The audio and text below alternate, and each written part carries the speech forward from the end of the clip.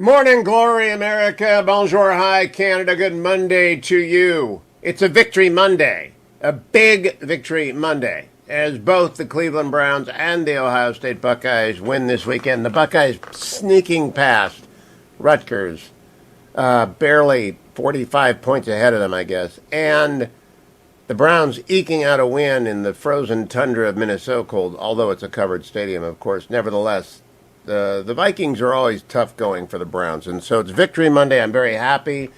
And some of you are thinking to yourselves, why is he happy? The Democrats are going to pass a $2.5 trillion bill. Look, I know it. I know that there was much wailing and gnashing of teeth among Democrats this weekend over the fact that they could not get done what they wanted to get done last week, which was spend $3.5 trillion of money that we don't have, just printing it. And I understand that the Democrats and the liberal Democrats are fighting each other. That's all fine. What matters to me is that AOC came out and spoke this weekend, which means I really don't have to work today. All I have to do is play the AOC tape. So let me do the rundown first. From the Wall Street Journal, Democrats weigh cutting programs or reducing scope to trim $3.5 trillion bill. That's how the Journal sees the discussions that are underway, but not the New York Times. The New York Times says progressives stand firm on priorities as infrastructure debate continues. So in the Journal, they're compromising, and in the New York Times, they're holding their positions. The Wall Street Journal editorializes the humiliation of the House moderates. There are no House Democratic moderates, but referring to Josh Gottheimer and others who got an ironclad commitment from Nancy Pelosi to have a vote on the infrastructure bill, she lied to them, and they are humiliated, but it doesn't matter. Here's the key headline for you, America. Just went up at the Wall Street Journal 13 minutes ago. Broader inflation pressures begin to show. While many pandemic-driven price pressures are easing, broader sources of higher inflation are replacing them. That is the message from a slew of alternative inflation measures that strip away price changes due to idiosyncratic swings in supply and demand and hone in on longer-lasting pressures. These alternative indexes are signaling inflation is not as extreme as what our traditional core shows, 7.5, but it is picking up, said Sarah House, director and senior economist at Wells Fargo. Quote, all these measures have moved from signaling price stability to signaling sharp accelerations in underlying inflation, said Brent Meyer, an economist at the Federal Reserve Bank in Atlanta. Now, I'm hoping Brent comes to the Atlanta History Center on October 13th, because Brian Westbury and I and Alfredo Ortiz of Job Creator Network will be at the Atlanta History Center, along with Herschel, on October 13th to explain the Biden inflation. I'm bringing America's economist, Brian Westbury, Alfredo Ortiz of the Job Creator Network, and Herschel to explain to people what's going on. And what's going on, I love Brian Westbury lecturing on inflation. People walk away and they begin to change their lives to accommodate the coming impact. And the coming impact is not going to be pretty. So the Atlanta Fed has figured it out, so they can come to the Atlanta History Center on October 13th. It's a ticketed event, though, Brent Meyer. You've got to go to am920theanswer.com to buy your ticket. From a different Wall Street Journal story on the cost of housing, mortgage payments are getting more and more unaffordable. The Atlanta Fed, this is a quote, the Atlanta Fed calculates affordability using a 3-month average of median home prices from CoreLogic and median household incomes based on census data. In July, the latest month in the Atlanta Fed's calculation, median home prices were $342,350. $342,350. That's up 23% over a year. So the median home price in the United States went up 23%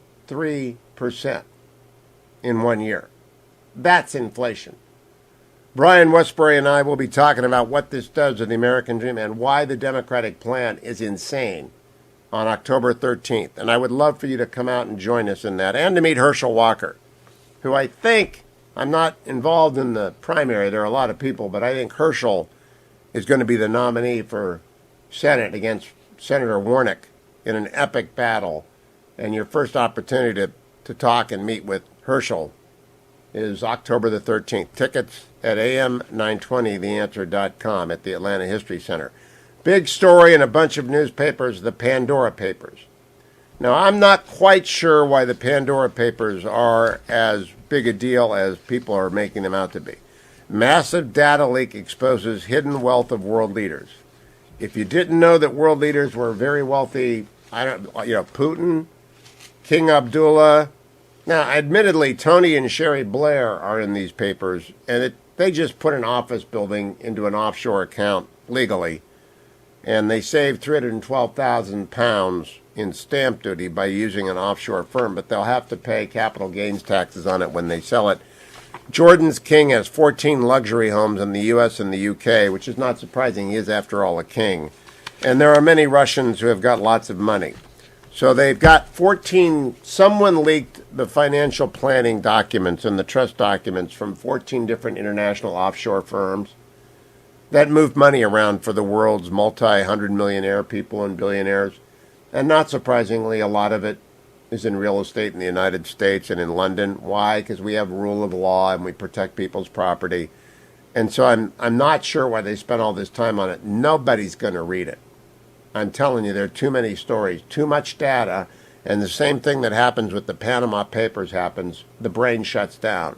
And they say, please take me to a story I understand. I do not understand offshore trusts. And I do understand that wealthy people hide their money from the tax man. What are you telling me?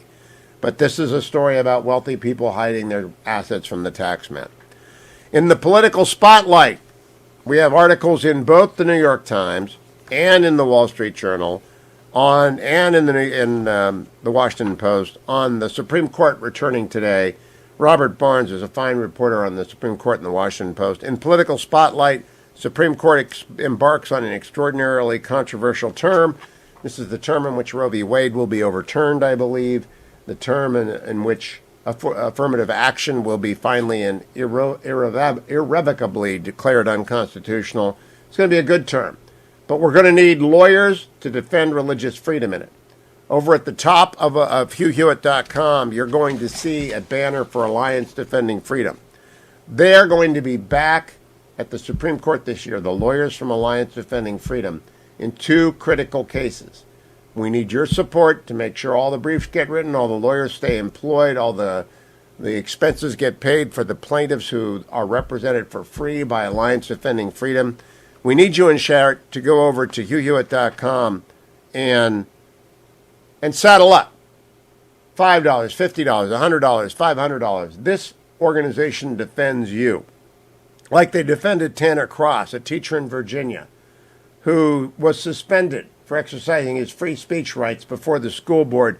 Here's Fox News turning his case, represented by Alliance Defending Freedom, into a national headline. And he has now officially been reinstated at that Leesburg school where he teaches. The Alliance Defending Freedom tells Fox News this is a huge victory for both freedom of speech and religious liberty. Teachers do have constitutional rights. No teacher, no parent, no citizen should be punished by the government for exercising that freedom. The ADF tells us this case might go all the way to the Supreme Court to protect educators. The ADF never blinks. If it means the Supreme Court, they go to the Supreme Court. Please support it today. You can call 866-359-9644. That's 866-359-9644. But I prefer that you go directly to HughHewitt.com and just be as generous as you can, because this is going to be a big term at the Supreme Court. Major oil spill off my beach where I run.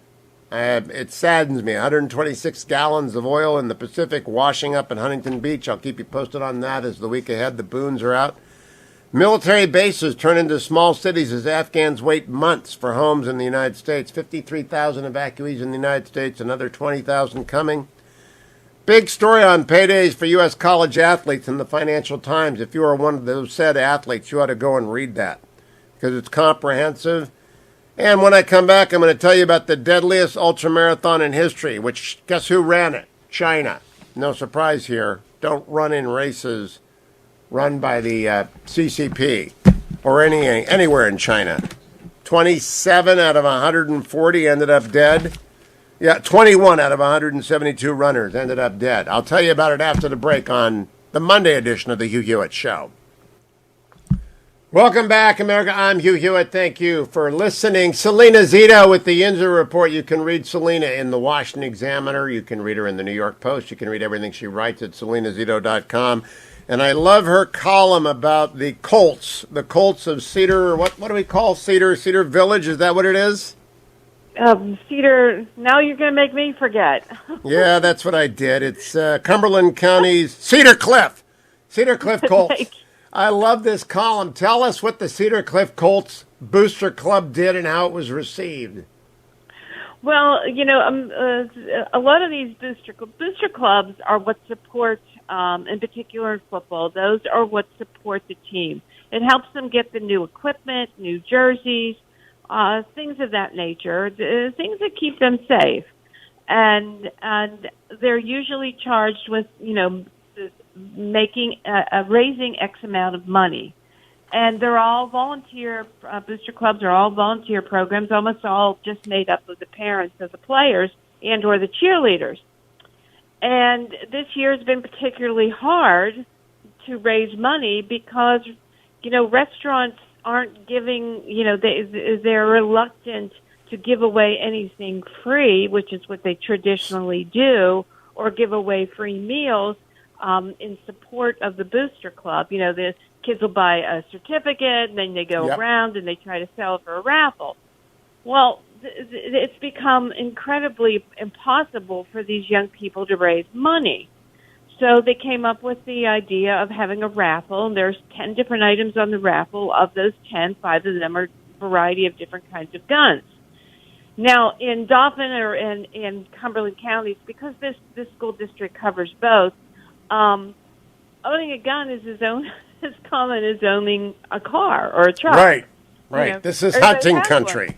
Country. Hunting and target shooting. Yeah. And so, they decided to have a raffle, and guns were part of it. Now, if you won a gun and you didn't want it, you got $200 instead. But there was one parent who took exception to this role and took it to the school district. And the school district, in its great wisdom, said, hey, I understand your feelings. However, we have no jurisdiction over this. The boosters I was a booster parent on the booster board for 6 years. Fetching Mrs. Hewitt did it for 2 years. Boosters have nothing to do with school boards. Right. But I will concede that this doesn't always happen. There are a lot of school districts under this kind of type of pressure that would cave and try to stop it. Even though they have nothing to do with it, we are in an era where we cave to the slightest wind blowing. Yeah, woke parent usually can turn a school board on its head because they're afraid of the woke parents. But this was one woke parent, and they just blew her off, eh? Well, they listened to her. Yeah, and they were very diplomatic in their reasoning, but they said, "I'm sorry, we have nothing to do with this." And the thing that is remarkable that happened is that nothing happened. Parents did not. There was no uproar. There was no, wave on social media. I will say though that the lieutenant governor's wife, Mrs. Fetterman, and her son both encouraged people in the past couple days to not buy a raffle ticket. That also got no traction whatsoever. I hope the people of Cedar Cliff remember that the crazy left-wing lieutenant governor tried to cripple their boosters. Yeah, I think they will remember that.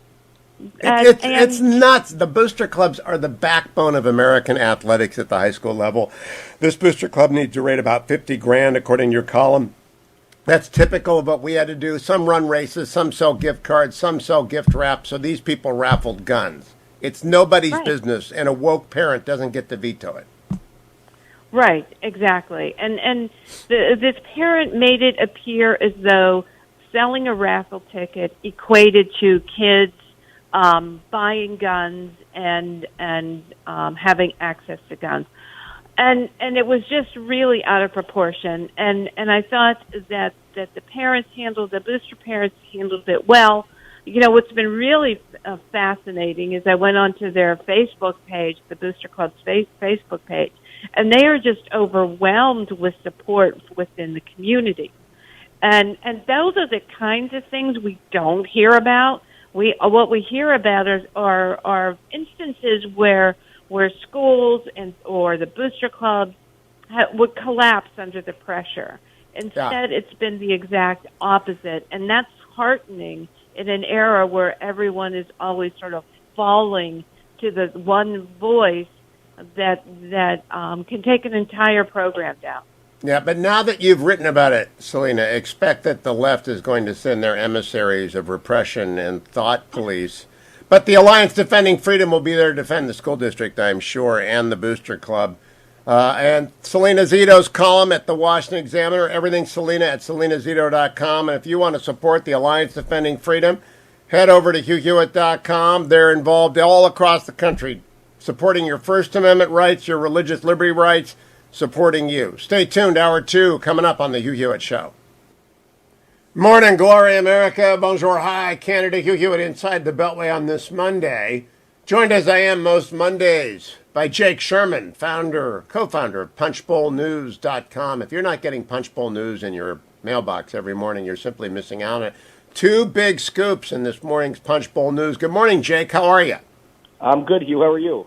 Good work on this stuff, on the reconciliation, but I'm going to start actually with the Chamber. It's been 53 weeks since the Chamber of Commerce fired Scott Reed, their longtime GOP consultant who guided the Chamber's politics. It fell off of a political cliff.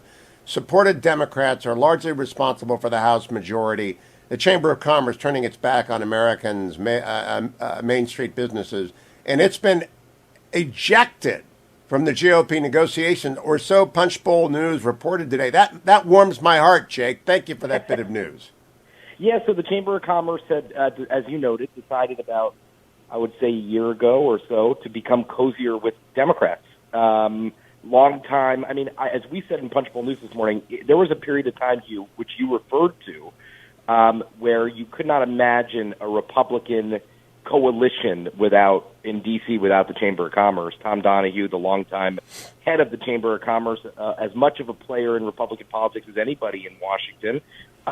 But they've cozied up to Democrats, and they supported a lot of Democratic priorities and things of that nature. And now Republicans want nothing to do with them. Kicked them off of their strategy calls on reconciliation.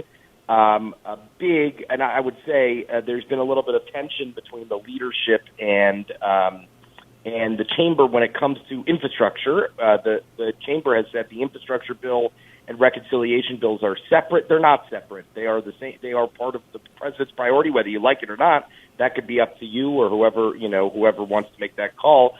But a very, very big statement by the House Republican leadership here. I'm very happy to see it reported because Tom Donahue was in the second year of a 2-year transition at the end of it when they fired Scott Reed. The buzz is, and I don't know Tom Donahue, I don't know his replacement. He handpicked the replacement. He agreed. She did not like Scott Reed, so he agreed to fire her. Then he retired, and she is running this into the ground. It's going to take the state chambers to get her fired because they're not getting back in the room until she is gone and the left wing at the top of the chamber are replaced. Do you hear that from McCarthy and other people? They're not getting back in until they make changes. Well, I imagine, I could tell you definitively that Mitch McConnell is pretty sick of him. Is pretty sick of the chamber, not him specifically. And I'm sure Kevin McCarthy and Steve Scalise want pretty much nothing to do with him. They're just not going to be in the mix. Now, listen, they have a former aide to Eric Cantor, who's well-liked in House Republican leadership, Neil Bradley as one of their top people. Jack Howard, who you might know, Hugh, is a longtime chamber figure who's a very big presence on Capitol Hill and somebody who's respected on both sides of the aisle. But just the institution has become a little bit toxic in recent years with its closer relationship with Democrats. They can hire everyone they want until they replace the CEO and the C-suite. They're not getting back in. Let's go to the other big scoop that you got via some source on the Senate parliamentarians ruling that Mitch McConnell is right. The Democrats can pass a debt level bill on their own, correct? Correct. They could use the reconciliation process, which they're in the middle of, to spin off another bill that could lift the debt limit with just 50 votes. This is something that we kind of inherently knew, but this is becoming more and more clear right now. It's just a big statement, because this is something that McConnell has said. This is something that Democrats have said would be arduous and difficult. But the parliamentarian is pretty much saying it would not be arduous and difficult. It would be relatively simple. That's what people should go to punchbowlnews.com and get the email. It's very simple. There's no reason for the Democrats not to do it. There's no reason for Janet Yellen to be upset. They can go forward. Let me ask you the more difficult question. I think eventually the left-wing Democrats and the liberal Democrats are going to come together at a number between 1.9 and 3.5 and agree. And Senator Kaine came out. I don't know if you reported this or somebody else reported it. Look, we can make some 10-year programs, 5-year programs. We can make them 3-year programs. We can get to $2.7 trillion or $2.5 trillion. They will meet somewhere in the middle, won't they? Yeah, that's probably right. I would imagine it would be somewhere. I can't. Let me ask this. I would posit this. I would say it's not going to go below 2. That would be my guess. I think there's a psychic block at going below $2 trillion. I think that, listen, remember the progressive Democrats were at 6 to 10 trillion. They compromised and got down to 3.5 as part of in their budget resolution. Manchin won't go for 3.5. He's at 1.5. I think he's toyed with 2, so I think it'll be around 2. Now, Jake, earlier today I read from the Wall Street Journal, broader inflation pressures begin to show. Brett Meyer, an economist at the Fed, says, quote, all of these measures have moved from signaling price stability to signaling sharp accelerations in underlying inflation. A different Wall Street Journal article, the median home price in the United States went up 23% year to year, July to July. 23%. That's astonishing. If they pass another $2 trillion of printed money or $2.5 trillion of printed money, the 5% inflation is going to go to 7.5 or more. Yeah, I think it's going to be difficult, obviously. I think that politically, I think Democrats, here's the thing. When you're in the middle of a big legislative process, you kind of get a lot of people think fog, right? That you got to get to the end goal. I think there's some element of people not paying attention to outside economic pressures. I think also a lot of Democrats believe that the inflation is temporary and situational, and it's not going to be lingering for much longer. We'll have to see what the reality is. Jake Sherman, there was a House meeting last week. It looked like you were doing stenography in there. You were breaking stories left and right. The Democrats are upset that some of their friends leak, right? But in fact, everybody leaks in the Democratic caucus. Everyone leaks in the Democratic caucus and the Republican conference. There's no one keeps their mouth shut. That's good. I don't believe that that our elected officials should be doing things secretly, and I think that the public deserves to know what they're doing. I didn't really care that they came at me. Didn't really make a damn bit of a difference to me. But yes, we get a lot of. All that did was put a big sign over your head. Talk to this man. It's a big green arrow over Jake Sherman that talk to this man. If you want people to notice it, your colleague John Brezhnev on CNN yesterday, cut number 4. It's incredibly toxic right now. I had a chief of staff for a moderate. The House Democrat say, the White House Legislative Affairs operation is just, they don't know what they're doing. So there's a big problem there. There's a lot of big problems. This cheers my heart too, Jake. That the Biden White House doesn't know what they're doing. How systemic a talent gap is there? I don't disagree with Brez there, but I do. Listen, I think the Legislative Affairs team is actually pretty good, and pretty seasoned, but I think that Democrats are struggling clearly. I think that they're facing some of the same pressures Republicans faced in 2011, 2012. And I think that that's something that Nancy Pelosi is having trouble contending with. And that's not, this is a party with two wings that want two very different things. And I think that that's the reality of it. Okay, let me close by talking to you about Dr. Fauci. He was my guest last week. Did you happen to see that interview? I did not. Okay, we talked about why he should resign, and he rejected resigning. And I like Dr. Fauci. I think he's been a great influence, but I think his tenure has reached its effective end.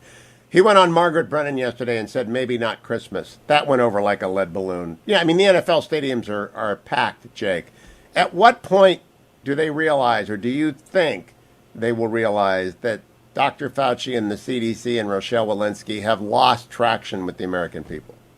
It's a good question. I mean, I know Biden likes Fauci and thinks he's. I like Fauci. Everybody likes Fauci.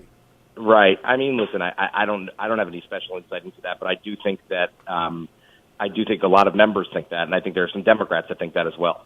I like Ben Roethlisberger, but he can't win. It's not a question of liking someone; it's a question of whether or not they can do the job anymore. Do you think he's effective? I think that a lot. I personally, I haven't. I don't. I think he's fine. I think a lot of people are sick and tired of him.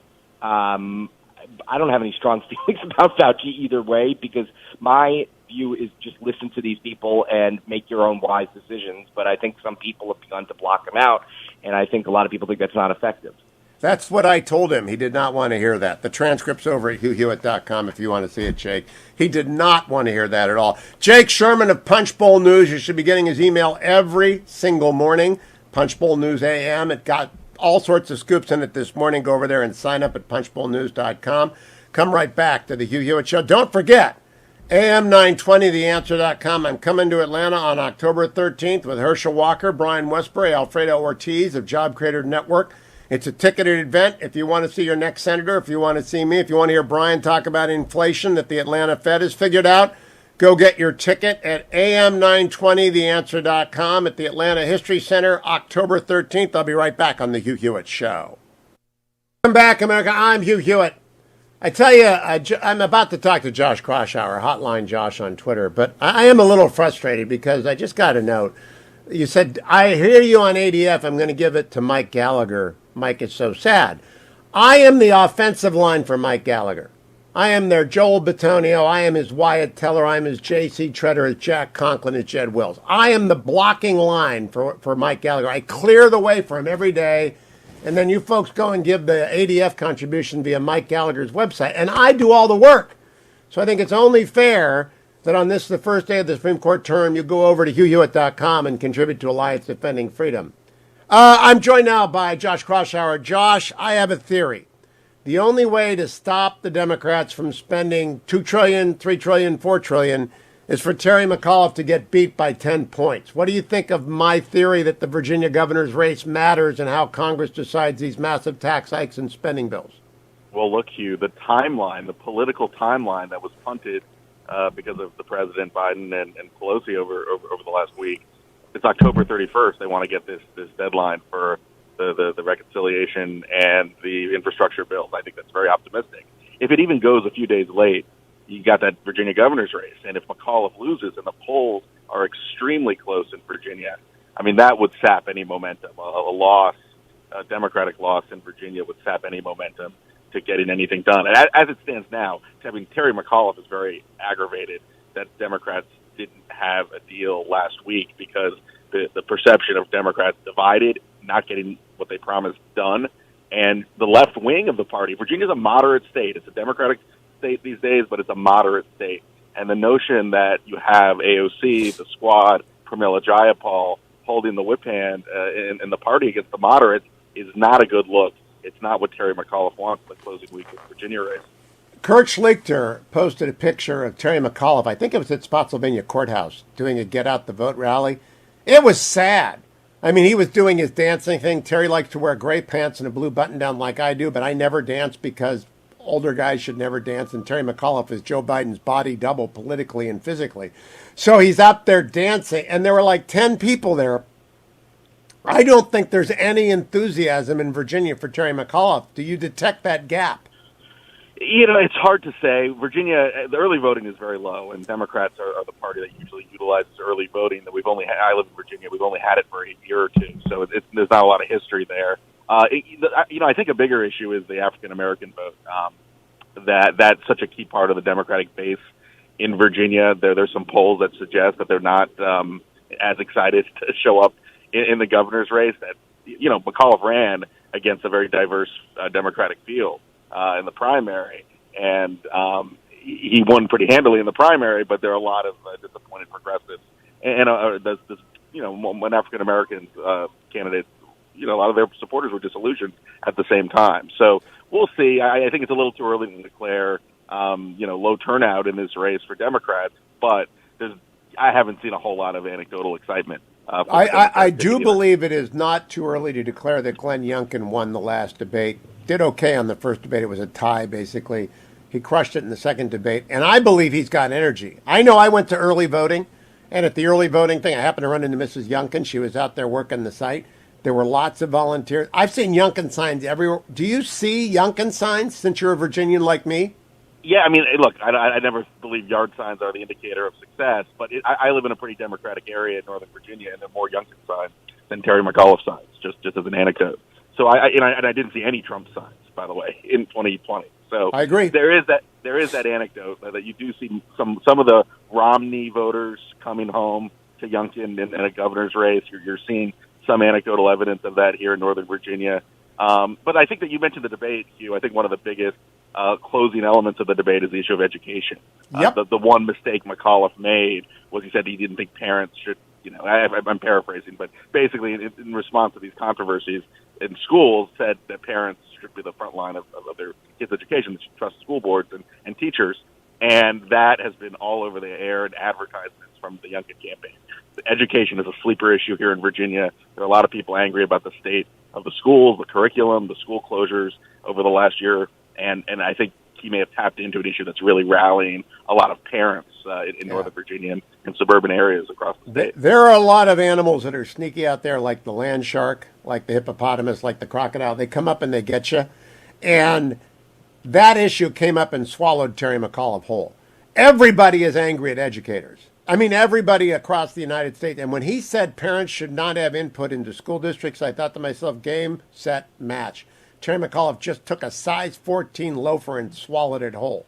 Josh, tell me very quickly, when do you expect the debate among the Democrats to be over? It's not going to be over. I mean, this is an issue that was papered over in 2020 because of Trump. I mean, the one thing they agreed on was the dislike, hatred of Trump. But moderates, Josh Gottheimer and Pramila Jayapal, do not agree on a whole lot of issues. And now that the stakes are so high, you're seeing those disputes come to the forefront. This is going to be the story of the next year, going into the next presidential election. The Democratic divisions are deepening, they're getting worse, and the stakes are higher because they have control right now of government. So this is just the beginning. This is the appetizer of what's to come politically. This is the reverse negative of the House Republicans with the Freedom Caucus versus Paul Ryan. And it's better to be in the minority when one party in the majority falls apart. Josh Kraushaar, Hotline Josh on Twitter. Thank you, Dwayne. Thank you, Ben. Thank you, Adam. I'll be back tomorrow on the next Hugh Hewitt Show.